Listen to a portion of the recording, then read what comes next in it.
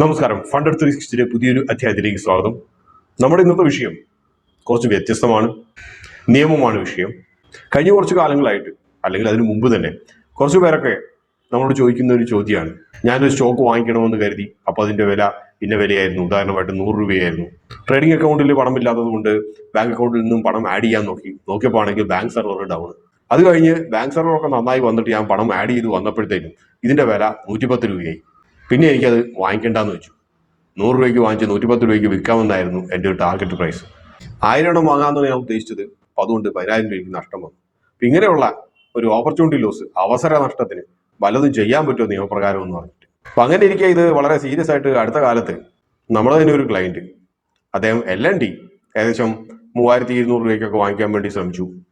ഈ പറഞ്ഞ പോലെ ട്രേഡിംഗ് അക്കൗണ്ടിൽ പണം ആഡ് ചെയ്യാൻ വേണ്ടി നോക്കി കഴിഞ്ഞപ്പം അദ്ദേഹത്തിൻ്റെ ബാങ്കിൻ്റെ പേര് ഞാൻ പറയുന്നില്ല, ബാങ്ക് സെർവറിൽ നിന്നും അദ്ദേഹത്തിന് തടസ്സങ്ങൾ നേരിട്ടു. അത് കഴിഞ്ഞിട്ട് ഏകദേശം 1 മണിക്കൂർ 1.5 മണിക്കൂർ കഴിഞ്ഞപ്പോഴത്തേനും ഒക്കെ ശരിയായി കഴിഞ്ഞ് വന്നപ്പോഴത്തേനും ഇതിൻ്റെ വില കൂടിപ്പോയി. അപ്പോൾ ഇക്കാര്യം അടുത്ത കാലത്ത് അദ്ദേഹം എന്നെ വിളിച്ച് ചോദിച്ചു, ഈ പറഞ്ഞ പോലെ നഷ്ടമുണ്ടായതിന് പലതും ചെയ്യാൻ കഴിയുമോ എന്ന്. അപ്പം അങ്ങനെയാണ് നമ്മുടെ ലീഗലിരിക്കുന്ന അദ്ദേഹത്തെ വിളിച്ച് ചോദിച്ചത്. വേറെ കാലമായിട്ട് നമ്മുടെ പല ലീഗൽ ഡിസ്പ്യൂട്ട്സും ഒക്കെ ഹാൻഡിൽ ചെയ്യുന്നതാണ്. നമ്മുടെ എന്ന് പറയുമ്പോൾ നമ്മുടെ ക്ലയൻസിൻ്റെയും പലതും, മാർജിൻ ഷോർട്ടേജ്, പെനാൽറ്റി ഉൾപ്പെടെയുള്ള പലതും. അപ്പോൾ അദ്ദേഹത്തോട് ചോദിച്ചു കഴിഞ്ഞപ്പം അദ്ദേഹം വളരെ വ്യക്തമായിട്ടുള്ള ഒരു പിക്ചർ തന്നു. അപ്പോൾ ഞാൻ അദ്ദേഹത്തോട് പറഞ്ഞു, എന്നാൽ ഈ ഒരു കാര്യം ഒരു ചെറിയൊരു വീഡിയോ ആയിട്ട് അയച്ചു തരുവാണെങ്കിൽ അത് നമുക്ക് നമ്മുടെ ചാനലിൽ നമുക്ക് ഇടാമായിരുന്നു. അദ്ദേഹം ആത്യന്തികമായിട്ട് മലയാളിയല്ല. അപ്പോൾ അദ്ദേഹം പറയുന്നത് എന്താണെന്നുള്ളത് കേട്ടു നോക്കുക. കൂടുതലായിട്ട് എന്തെങ്കിലും സംശയങ്ങളോ എന്തെങ്കിലും ഒക്കെ ഉണ്ടെങ്കിൽ ഞാൻ അദ്ദേഹത്തിൻ്റെ കോൺടാക്ട് നമ്പർ ഇതിൻ്റെ കമൻറ്റ് ബോക്സിൽ പിൻ ചെയ്യുന്നുണ്ട്. നിങ്ങൾക്ക് നേരിട്ട് അദ്ദേഹത്തെ ബന്ധപ്പെടാവുന്നതാണ്. കാരണം നിയമമായതുകൊണ്ട് എന്നെയോ നമ്മുടെ ഓഫീസിനെയോ ബന്ധപ്പെട്ടിട്ട് പ്രത്യേകിച്ച് കാര്യമൊന്നുമില്ല.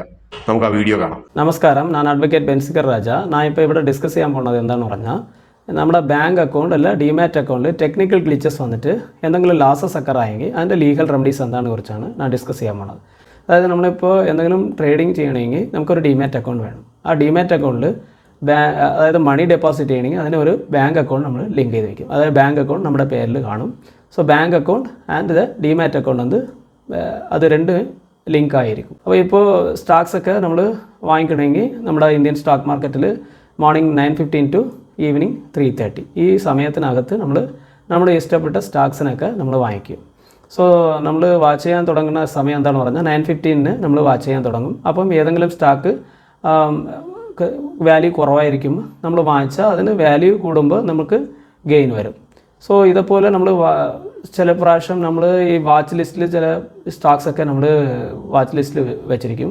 അല്ലെങ്കിൽ നമ്മൾ അതിൽ ഓൺലൈനിൽ നോക്കുമ്പോൾ എന്തെങ്കിലും സ്റ്റോക്ക് അങ്ങനെ റേറ്റ്, അതായത് മണി കുറവായിട്ടിരിക്കുമ്പോൾ, വാല്യൂ കുറവായിരിക്കുമ്പോൾ നമ്മളതിനെ വാങ്ങിച്ചാൽ നമുക്ക് കുറച്ച് സമയം കഴിയുമ്പോൾ ചിലപ്പോൾ അത് ഏറും അല്ലെങ്കിൽ ഇറങ്ങും. ഇതാണ് നമ്മൾ നോക്കുന്നത്. സോ ഇതേപോലെ സ്റ്റോക്ക് വാങ്ങിക്കുമ്പോൾ, ഫോർ എക്സാമ്പിൾ എക്സിൻ്റെ കമ്പനിയിൽ നമ്മളൊരു സ്റ്റോക്ക് വാങ്ങിക്കാൻ പോകുന്നത്, അതിൻ്റെ rate for example 100 rupees. So 100 rupees at 9:30 AM.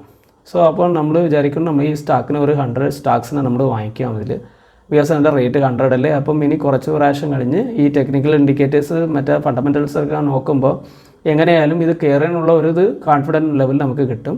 So അപ്പോൾ നമ്മൾ ഉടനെ തന്നെ നമ്മുടെ ബാങ്ക് അക്കൗണ്ടിൽ, ഡിമാറ്റ് അക്കൗണ്ടിൽ പോയി ഡെപ്പോസിറ്റിനുള്ള സെക്ഷനിൽ പോയി ക്ലിക്ക് ചെയ്യുമ്പോൾ അത് ബാങ്ക് അക്കൗണ്ടിലേക്ക് പോകും.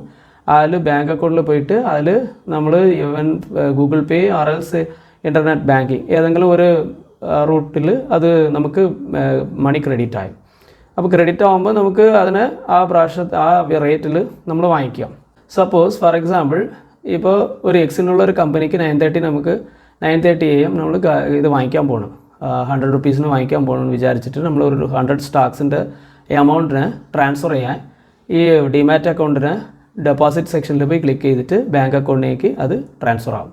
സോ ബാങ്ക് അക്കൗണ്ടിൽ ചില ടൈമിൽ ടെക്നിക്കൽ ഗ്ലിച്ചസ് ആയതുകൊണ്ട് ആ മണി ട്രാൻസ്ഫർ ആവാതെയോ ഇല്ല മണി എന്തെങ്കിലും ലാസ് ആയെങ്കിൽ ആ സമയത്തിൽ എന്താണ് പറഞ്ഞാൽ ആ സമയത്തിൽ നമ്മൾ ആ സ്റ്റോക്ക് വാങ്ങിക്കാൻ പറ്റില്ല.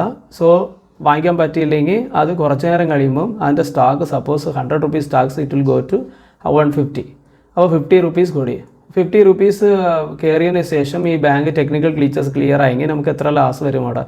സോ നമ്മുടെ മെൻ്റൽ അഗനിയുണ്ട്, മനപ്രയാസം ഉണ്ടാകും. സോ ഇതേപോലെയൊക്കെ ഇഷ്യൂസൊക്കെ വരുമ്പോൾ നമ്മൾ ഈവൻ ഇൻ ഡിമാറ്റ് അക്കൗണ്ടിലുള്ള ടെക്നിക്കൽ ഗ്ലിച്ചസ് ആയാലും ശരി, ഈ ബാങ്ക് അക്കൗണ്ടിലുള്ള ടെക്നിക്കൽ ഗ്ലിച്ചസ് ആയാലും ശരി, സോ ഇതുകൊണ്ട് നമുക്കൊരു മെൻ്റൽ അഗനി അതിൽ വരും. നമുക്ക് മണി അതിൽ അതായത് വാങ്ങിച്ചില്ലെങ്കിലും അതൊരു ലാസാണ് നമുക്ക്. സോ അതിൽ സർവീസിൽ ഒരു ഡെഫിഷ്യൻസി വരുന്നുണ്ട്. അവിടെ ഈ ഡിമാറ്റ് അക്കൗണ്ടിലുള്ള സർവീസും ശരി, ഈ ബാങ്ക് അക്കൗണ്ടിലുള്ള സർവീസും ശരി. So there will be a deficiency of service. So ഇങ്ങനെയുള്ള സിറ്റുവേഷൻസിൽ ആരെങ്കിലും ഫേസ് ചെയ്തെങ്കിൽ നിങ്ങൾ ഫസ്റ്റ് ചെയ്യേണ്ടത് എന്താണെന്ന് പറഞ്ഞാൽ, ഈ ഡിമാറ്റ് അക്കൗണ്ട് ഏത് ബ്രോക്കർ ഹൗസിൽ ഡിമാറ്റ് അക്കൗണ്ട് ഉണ്ടോ ആ ബ്രോക്കിംഗ് ഹൗസിൻ്റെ ഒരു ലെറ്റർ ഫോർവേഡ് ചെയ്യണം. അതായത് ഈ സമയം ഞാൻ ഇങ്ങനെ ഒരു സ്റ്റോക്ക് വാങ്ങിക്കാൻ ട്രൈ ചെയ്തപ്പോൾ ഇങ്ങനെ ബാങ്ക് അക്കൗണ്ടിലേക്ക് ട്രാൻസ്ഫർ ചെയ്തപ്പോൾ അതിൽ ടെക്നിക്കൽ ഗ്ലിച്ചസ് ഉണ്ടായി, എനിക്ക് ആ സ്റ്റോക്ക് വാങ്ങിക്കാൻ പറ്റിയില്ല, ലേറ്റർ ആ സ്റ്റോക്ക് ഒന്ന് അതിൻ്റെ റേറ്റ് കയറിപ്പോയി. സോ ഇതുകൊണ്ട് എനിക്ക് മറയപ്രയാസം, അതിനെ കാൽക്കുലേറ്റ് ചെയ്യുമ്പോൾ എനിക്ക് ഇത്ര ലാസ് വരുന്നുണ്ട്. ഇങ്ങനെയൊക്കെ നിങ്ങൾ ഒരു ലെറ്റർ ഒന്ന് ഫസ്റ്റ് ഡിമാറ്റ് അക്കൗണ്ടിന് അവിടെ അവർ ഒരു ബ്രോക്കർ ഹൗസിൽ ഒരു ലെറ്റർ ഫോർവേഡ് ചെയ്യണം. സോ അതിന് അവർ എന്ത് റിപ്ലൈ തരണോ അതിനൊക്കെ നിങ്ങൾ സേവ് ചെയ്ത് വയ്ക്കണം. അതുപോലെ പാരലലി നിങ്ങൾ എന്ത് ചെയ്യണമെന്ന് പറഞ്ഞാൽ ഈ ബാങ്ക് അക്കൗണ്ടിനും ഒരു ലെറ്റർ ഫോർവേഡ് ചെയ്യണം. ലെറ്റർ ഫോർവേഡ് ചെയ്യുമ്പോൾ പർട്ടിക്കുലർ ബാങ്ക് ഏത് ബാങ്കുണ്ടോ ആ ബാങ്കിൻ്റെ മാനേജറിന് ലെറ്റർ ഫോർവേഡ് ചെയ്യുമ്പോൾ അവരും ഒരു റിപ്ലൈ തരും. സോ രണ്ട് റിപ്ലൈ നിങ്ങൾക്ക് സാറ്റിസ്ഫാക്ഷൻ ഇല്ലെങ്കിൽ നിങ്ങൾ ചെയ്യുന്നത് ഇതിനൊരു ക്ലിയർ ആയിട്ട് ഒരു പെറ്റീഷനായിട്ട് ഇതിൻ്റെ ഡീറ്റെയിൽസൊക്കെ ഒരു പെറ്റീഷനായിട്ട് ഒന്ന് റെഡിയാക്കിയിട്ട് ഈ ഡോക്യുമെൻറ്റ്സ് എപ്പോഴാണ് നിങ്ങൾ വാങ്ങിക്കാൻ പോയത്, ആ സമയങ്ങൾ, എവറിത്തിങ് സേഫായിട്ട് നിങ്ങളൊരു ഡോക്യുമെൻറ്റ്സ് ആയിട്ട് പ്രൊഡ്യൂസ് ചെയ്യണം. പെറ്റീഷനും ഈ ഡോക്യുമെൻറ്റ്സ് എല്ലാം ഒന്ന് റെഡിയാക്കിയിട്ട് നിങ്ങളുടെ ജില്ലയിൽ ഒരു ഡിസ്ട്രിക്ട് കൺസ്യൂമർ ഫോറം കാണും. ആ കൺസ്യൂമർ ഫോറമിൽ നിങ്ങൾ according to consumer protection act 2019 അനുസരിച്ച് നിങ്ങൾ കേസ് ഫയൽ ചെയ്യാം. So value based on the value ഉള്ളി you can file the case. അതായത് 1 rupee to 50 lakhs വരയ്ക്കും you can go for the district consumer forum. 50 lakhs നിന്ന് 2 crores വരയ്ക്കും നിങ്ങൾ you can go for state consumer forum. Above 2 crores you can go for the national consumer forum. So ഇത് മണിയുടെ value അനുസരിച്ച് നിങ്ങൾ district consumer ഫോറമോ state consumer forum അല്ലെങ്കിൽ national consumer ഫോറമിൽ കേസ് ഫയൽ ചെയ്യാം. സോ ഈ ഡോക്യുമെൻറ്റ്സ് വരെ ഇമ്പോർട്ടൻ്റ്. ഇങ്ങനെ നിങ്ങൾ ഫയൽ ചെയ്യുമ്പോൾ ഓപ്പോസിറ്റ് പാർട്ടിയിൽ നോക്കുമ്പോൾ നിങ്ങൾക്ക് ഡിമാറ്റ് അക്കൗണ്ട് ഏത് ബ്രോക്കിംഗ് ഹൗസോ അത് ഒരു പാർട്ടി ആയിരിക്കും. നിങ്ങൾ ബാങ്ക് അക്കൗണ്ട് ഏത് ഇതിൽ ബാങ്ക് അക്കൗണ്ട് ഉണ്ടോ ആ ബാങ്ക് അക്കൗണ്ട് ആ പർട്ടിക്കുലർ ബാങ്ക് അക്കൗണ്ട് ഇരിക്കുന്ന ബാങ്കാണ് സെക്കൻഡ് പാർട്ടി. സോ ഇങ്ങനെ കേസ് നിങ്ങൾ ഫയൽ ചെയ്താൽ കൺസ്യൂമർ കോർട്ടിൽ അതിലുള്ള ഡെഫിഷ്യൻസി ഓഫ് സർവീസിന് അനുസരിച്ച് നിങ്ങൾ എന്താ അതിൽ ഡെഫിഷ്യൻസി സർവീസ് ഉണ്ടെന്ന് അവർ വെരിഫൈ ചെയ്തിട്ട് കേസിനെ നമ്പർ ചെയ്തിട്ട് പ്രൊസീഡിങ്സൊക്കെ സ്റ്റാർട്ട് ചെയ്യും. ഹിയറിങ്സ് വരും, എവിഡൻസ് വരും, എല്ലാം ചെയ്തിട്ട് നിങ്ങളുടെ മെൻ്റൽ ആഗനി, നിങ്ങളുടെ നഷ്ടങ്ങൾ ഇതെല്ലാം നോക്കിയിട്ട് you will get the remedy from the consumer forums. അത് വാല്യൂ ബേസ് ചെയ്തിട്ട് ഏത് കൺസ്യൂമർ ഫോറമോ ആ കൺസ്യൂമർ ഫോറമിൽ നിങ്ങൾക്ക് ആ റെമഡി கிடைക്കും. അപ്പം ആ റെമഡി നിങ്ങൾക്ക് സാറ്റിസ്ഫാക്ഷൻ ഡിസ്ട്രിക്ട് കൺസ്യൂമർ ഫോറമിൽ ഇല്ലെങ്കിൽ you can go for the appeal to the state consumer forum. അതിലും നിങ്ങൾക്ക് റെമഡി സാറ്റിസ്ഫാക്ഷൻ ഇല്ലെങ്കിൽ you can go for the national consumer forum. അവിടെയും റെമഡി നിങ്ങൾക്ക് സാറ്റിസ്ഫൈ ഇല്ലെങ്കിൽ നിങ്ങൾ you can go for supreme court. So ഇങ്ങനെയാണ് ഇതിൻ്റെ പ്രൊസീജിയർ.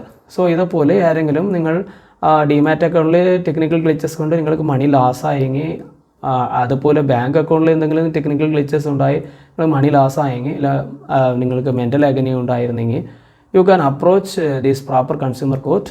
ഇതാണ് ഇതിൻ്റെ പ്രൊസീജിയർ.